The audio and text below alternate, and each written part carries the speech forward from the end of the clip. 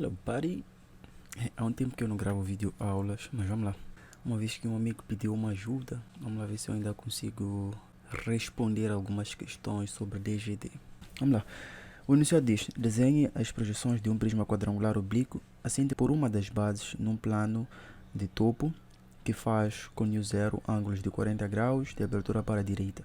As bases são quadrados de 5 cm de lado e a altura do prisma é de 2,5 cm. Uma das arestas da base de referência pertence ao plano horizontal de projeção e a outra ao plano frontal de projeção. As projeções frontais e horizontais das arestas laterais fazem com o eixo X, respectivamente, ângulos de 50 e 40 graus de abertura para a esquerda.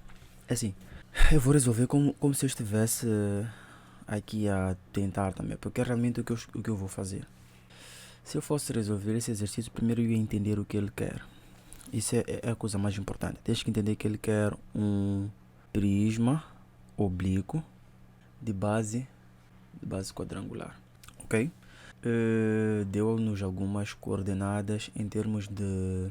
Vamos lá, disse que o comprimento dos lados do quadrado são igual a 5 centímetros, ou seja, lado igual a 5. Disseram que a altura é igual a 2,5 centímetros. Disseram-nos também que dois dos lados do quadrado são arestas de referência, como eles disseram. Um está em PHP, ou seja, uma das arestas tem que ter cota igual a 0. E disseram que a outra está em PFP, no plano frontal de projeção. Em outras palavras, uma das arestas tem que ter afastamento igual a 0. Tá bem, eu já anotei tudo. Então vamos lá começar a projetar aquilo que eles nos disseram, que nós já sabíamos logo de antemão, que são os traços do nosso plano. Disseram que este plano de topo faz 40 graus de abertura para a direita. Então vou marcar aqui os meus 40 graus. Será uma cena aleatória, não vou fazer algo a rigor assim, como quem diz. Passo aqui, este é o meu plano, coloco os meus 90 graus. É importante eu colocar os dois traços, pois nós sabemos que nós teremos partes da figura que estão sob os traços, então é importante colocar F de π, H de π. Ok, para eu não dar muitas voltas e conseguir te explicar de forma simples, eu vou desenhar um plano em 3D aqui. Desenhar um plano, e sobre este plano eu vou desenhar, na verdade sobre esse espaço tridimensional, né? Sobre isto eu vou desenhar um quadrado, só para tu entenderes como é que a base vai ficar. Disseram que a base quadrangular que está sobre este plano de topo tem um lado sobre o plano frontal de projeção e um lado sobre o plano horizontal de projeção. Disseram, deixa eu ler com as palavras do próprio enunciado. Uma das arestas da base de referência pertence ao plano horizontal de projeção e a outra ao plano frontal de projeção. São duas arestas da base que falaram. Uma delas está no plano frontal de projeção, ou seja, está 100% no plano frontal de projeção, e a outra está 100% no plano horizontal de projeção. Então, logo de cara, tu já tens de saber isso. Se eu for a concluir este quadrado que eu estou aqui a desenhar, vai ficar algo do gênero, assim. Eu não sei se dá para ver, deve estar muito pequeno, mas vai ficar algo assim. Então, sabendo disso, eu sei que se eu olhar de frente, assim, para essa figura, olhar somente para o plano, deixa eu desenhar aqui a vista frontal, e olhar somente para o plano frontal de projeção, que está algo assim, né? Deixa eu pegar verde, que é algo que está assim. E deixa eu aproveitar e desenhar a vista horizontal de uma vez por todas. Se eu olhar de cima para algo que está, seria mais ou menos assim, né? Que é o traço aqui embaixo. Se eu olhar de frente, eu vou perceber que esta parte aqui está aqui assim. Aqui é LT, dos dois lados, LT. Se eu olhar de cima aqui, assim, eu vou ver isto. A partir da LT, isso devia estar aqui em cima, né? E de ver algo assim. Tá a ver? Em outras palavras, se fosse aqui assim uma continuação, eu ia ver algo assim. Isso aqui são cenas que quando tu percebes que fica mais fácil tu entenderes o enunciado. Então já sei que na vista frontal é de ter um dos lados nessa situação e na vista horizontal é de ter um dos lados nessa situação. E eu sei que estes lados aqui, quando estão aqui nessas condições, em particular a projeção frontal, na verdade é só a projeção frontal, eu sei que está em verdadeira grandeza. Eu sei que daqui até aqui, se dizem que o lado é de 5 cm, aqui estará com 5 cm.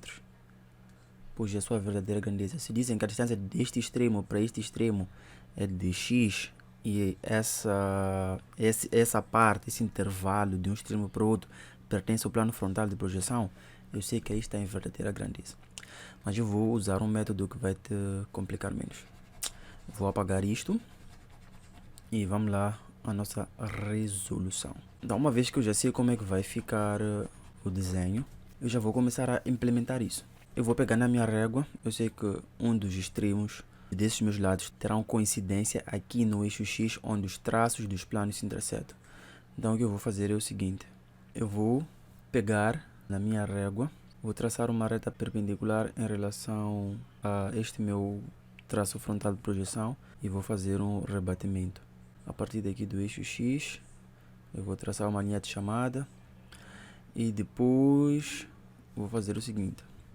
Daqui para aqui, na verdadeira grandeza, eu vou medir 5 cm, vou colocar como sendo A rebatido. E aqui eu vou colocar como sendo D rebatido, neste ponto aqui. E depois, sendo um quadrado, eu sei que aqui está na verdadeira grandeza, usando a mudança de planos. Seria aqui X2, posso assim deixar. Eu sei que vou traçar para lá uma perpendicular em relação a este lado e vou colocar como sendo 5 centímetros e depois vou pegar na minha régua mais uma vez. Depois dos 5 centímetros vou descer assim e vou ter este quadrado. Aqui vou colocar como B rebatido, devia ser um B4 como estava a falar de mudança de planos, mas eu vou deixar assim mesmo. E daqui para aqui, para esse outro extremo, vou colocar como C rebatido. Por que eu sei que isso deve ficar assim?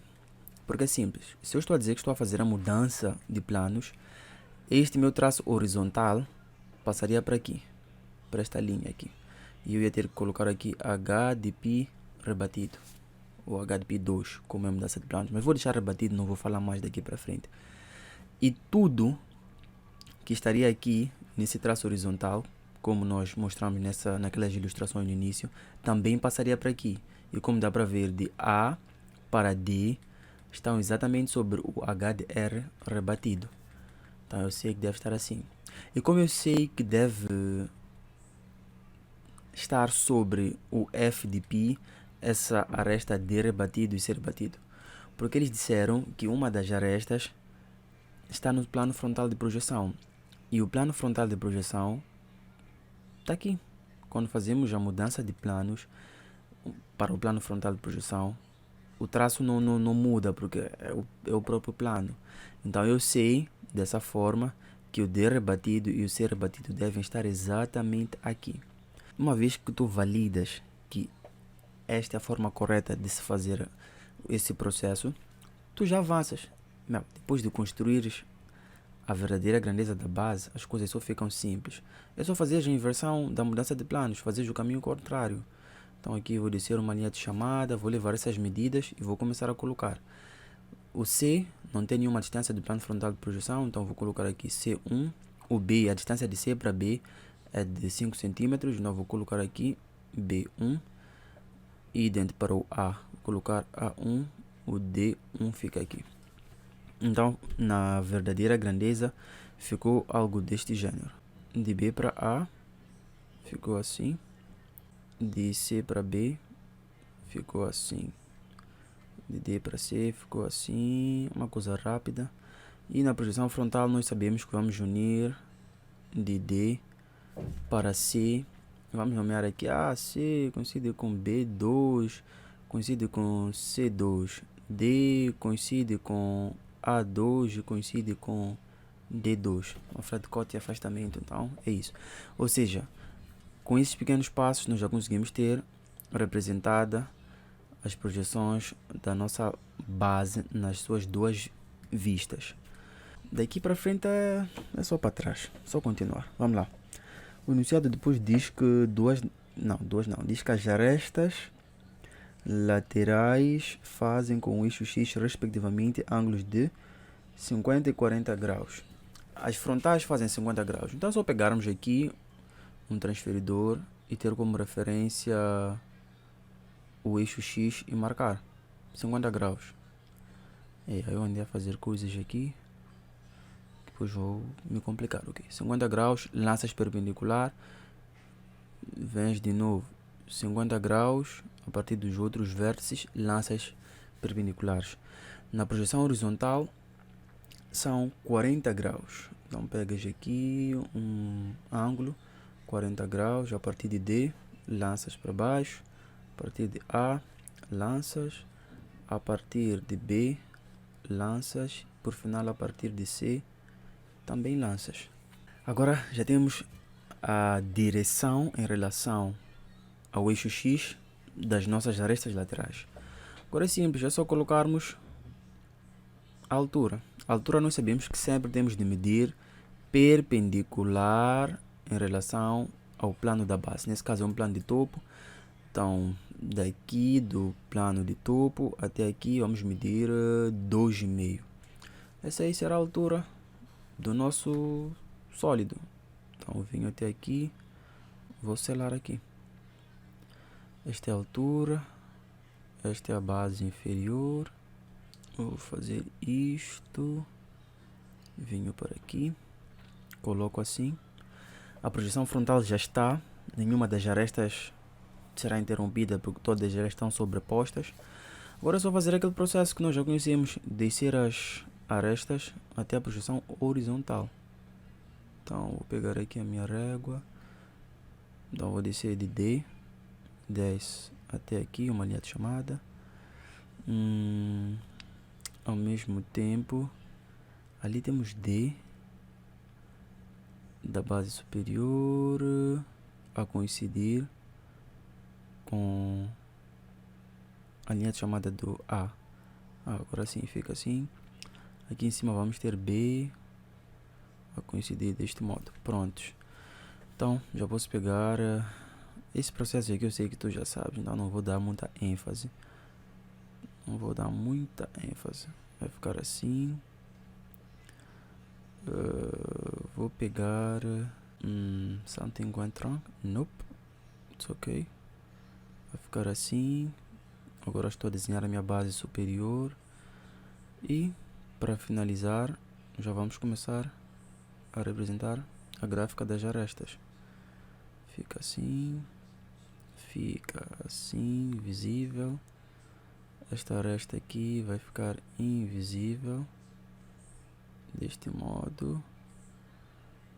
Esta aresta, still visible. Vamos lá, de C para B é visível, e de D para A da base inferior é invisível. Mas não terminei. Tem de A para B da base inferior também é invisível. Se for já ver, chega uma época quando tu já nem precisas estudar tipo visibilidade, já é algo automático. Então, numa fase inicial, se eu não cometi nenhum erro, é só isso. Eu espero que tu tenhas gostado e enjoy it.